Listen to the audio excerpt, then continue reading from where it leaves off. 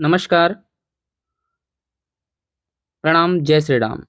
तो आज हम टीआरई 4 के हिंदी विषय के अंतर्गत जो 11वीं बारहवीं के शिक्षक अभ्यर्थी हैं, उनके लिए प्रश्न फिर से लेकर उपस्थित हुए हैं। प्रीवियस ईयर क्वेश्चन का एनालिसिस हम करते हैं ताकि हम ये जान सकें कि जो पिछली परीक्षाओं में कैसे प्रश्न पूछे गए हैं, ताकि आने वाली परीक्षाओं के लिए हम और सटीक रणनीति बना सकें। तो इस एनालिसिस में सबसे पहले हम देखते हैं कि ये प्रश्न जो आया है, वो कहाँ से आया है, यानी हमारा सोर्स क्या होगा। मेरा ये मानना है मित्र कि एक पुस्तक को 10 बार पढ़ना ज़्यादा सार्थक है 10 पुस्तकों को एक बार पढ़ने के बजाय। तो इसलिए लिमिटेड सोर्स के साथ मल्टीपल रिवीजन अगर करेंगे कम समय में, तब आपको आत्मविश्वास भी आएगा, आपकी एक्यूरेसी भी बढ़ेगी, क्योंकि आप जानते हैं कि नेगेटिव मार्किंग का प्रावधान भी किया गया है।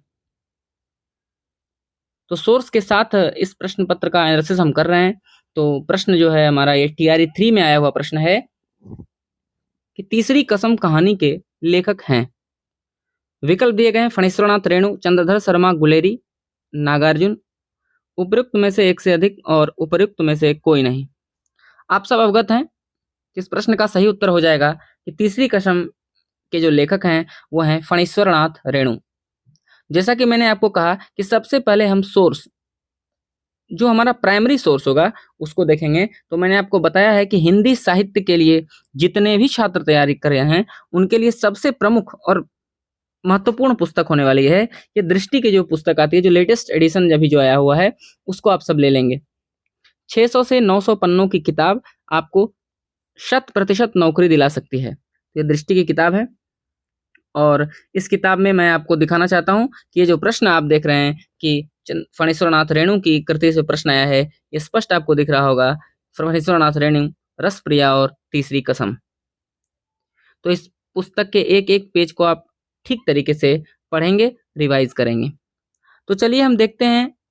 मेरा ये मानना है कि एक प्रश्न के साथ साथ अगर हम उसी टॉपिक के महत्वपूर्ण 30, 40, 50 बिंदुओं को देख लें, तो फिर उसमें और कुछ बच नहीं जाता है।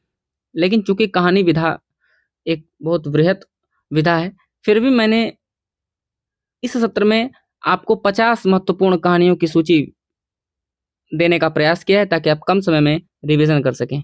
सबसे पहले चलिए हम देखते हैं फणीश्वरनाथ रेणु जी को, कि फणीश्वरनाथ रेणु की प्रमुख कहानियां कौन कौन सी हैं। जैसा कि आप देख सकते हैं, उनकी प्रमुख कहानियों में ठुमरी, एक श्रावणी दोपहर की धूप, आदिम रात्रि की महक, अच्छे आदमी, अगिनखोर, रसप्रिया और तीसरी कसम। इसमें दो महत्वपूर्ण रचनाएं हैं। एक तो ठुमरी भी याद रखिए, परीक्षा में पूछा गया है। आदिम रात्रि की महक परीक्षा में पूछा गया है। और ये तीसरी कसम, ये तो आप देख रहे हैं। इनके प्रमुख पात्र भी मैंने लिख दिए हैं, हीरामन, हीराबाई, पलटदास, लहसनमा और धुन्नीराम। तो फणीश्वरनाथ रेणु के ये कुछ प्रमुख कहानियां हैं जिसका हम ध्यान रखेंगे। विकल्पों पर हमने देखा था कि दूसरा जो विकल्प था वो था चंद्रधर शर्मा गुलेरी। तो आप जानते हैं चंद्रधर शर्मा गुलेरी ने कुल 3 ही कहानियां लिखी, सुखमय जीवन, बुद्धू का कांटा और उसने कहा था जो पूर्व दीप्ति शैली में लिखी गई। 1915 में जो कहानी थी वो मील का पत्थर साबित हुआ, जिसमें चंद्रधर शर्मा गुलेरी ने लहना सिंह के माध्यम से प्रेम, कर्तव्य और आत्म बलिदान के पारस्परिक संघर्ष का स्पर्शी चित्रण किया है। तो देखिए, चंद्रधर शर्मा गुलेरी, इन्होंने 3 कहानियां लिखी गुलेरी जी ने,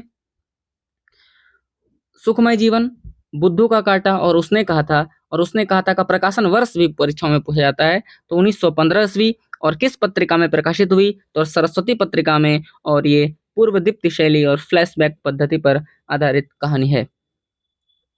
तीसरे विकल्प में हमने नागार्जुन को देखा था। आप जानते हैं कि प्रगतिवादी कवि हैं नागार्जुन, और उनकी कहानियों की सूची मैंने यहाँ लिखी है। हालांकि उतने महत्वपूर्ण नहीं है जितने महत्वपूर्ण थे हमारे लिए अभी चंद्रधर शर्मा गुलेरी कहानी के मामले में। नागार्जुन की कहानियों में असमर्थ दाता, भूख मर गई थी, विषम ज्वर, काया पलट और हीरक जयंती प्रमुख है। अब हम देखेंगे हिंदी की प्रमुख 50 कहानियों की सूची मैंने यहाँ दिया है, ताकि अगर और भी इस प्रकार की कहानियां आपको देखने को मिले परीक्षा में, तो आप आसानी से टिक कर पाएं। तो देखिए, कहानियों में है, सबसे पहले मैंने लिया है इंदुमती, जो किशोरी लाल गोस्वामी की कहानी है। ये सरस्वती पत्रिका में 1900 ईस्वी में छपी थी। उसके बाद है किशोरीलाल गोस्वामी की गुलबहार, भगवान दास प्लेग की चुड़ैल, आचार्य रामचंद्र शुक्ल 11 वर्ष का समय और बंग महिला दुलाई वाली। आगे बढ़ते हैं। राजेंद्र बाला घोष जो बंग महिला के नाम से भी जानी जाती है, उनकी कृति में चंद्रदेव से मेरी बातें, पंडित और पंडितानी गिरिजादत्त वाजपेयी, माधवराव सप्रे की एक टोकरी भर मिट्टी, राधिका रमन सिंह कानों में कंगना और विश्वंभर शर्मा कौशिक कृत रक्षा बंधन। आगे बढ़ें तो इस कहानी का जिक्र हम पहले भी कर चुके हैं। चंद्रधर शर्मा गुलेरी, उसने कहा था, विश्वंभर नाथ शर्मा कौशिक ताई। और अब देखिए प्रेमचंद की सारी कहानियों की सूची मैंने एक जगह यहाँ पर लिखने का प्रयास किया है। बड़े घर की बेटी, नमक का दरोगा, पंच परमेश्वर, बूढ़ी काकी, सवा सेर गेहूं, शतरंज के खिलाड़ी, मोटे राम शास्त्री जी, मंत्र, अलग योझा, पूस की रात, सदगति और दो बैलों की कथा। तो प्रेमचंद की सारी कहानियां महत्वपूर्ण हैं। बड़े घर की बेटी, नमक का दरोगा, पंच परमेश्वर, बूढ़ी काकी, सवा सेर गेहूं और शतरंज के खिलाड़ी। आगे की ओर अगर हम बढ़ें तो आगे भी प्रेमचंद की कुछ महत्वपूर्ण कहानियों की सूची में ठाकुर का कुआं, गुल्ली डंडा और नशा, ईदगाह, दूध का दाम और कफन प्रमुख है। इसके बाद जयशंकर प्रसाद के महत्वपूर्ण कहानी संग्रह की सूची यहाँ दी गई है। छाया, प्रतिध्वनि, आकाशदीप, आंधी और इंद्रजाल। देख लीजिए यहाँ पर जय प्रकाश नारायण की जयशंकर प्रसाद के कहानियों की सूची दी गई है। छाया, प्रतिध्वनि, आकाशदीप और आंधी, इंद्रजाल बहुत महत्वपूर्ण है। इसके बाद जयशंकर प्रसाद की कहानियों की सूची दी गई है। ग्राम, मधुआ, आकाशदीप, पुरस्कार, गुंडा और जय, ये सब जयशंकर प्रसाद की कहानियां हैं। उसके बाद सुदर्शन की कहानी है हार की जीत, शिव पूजन सहायकृत कहानी का प्लॉट।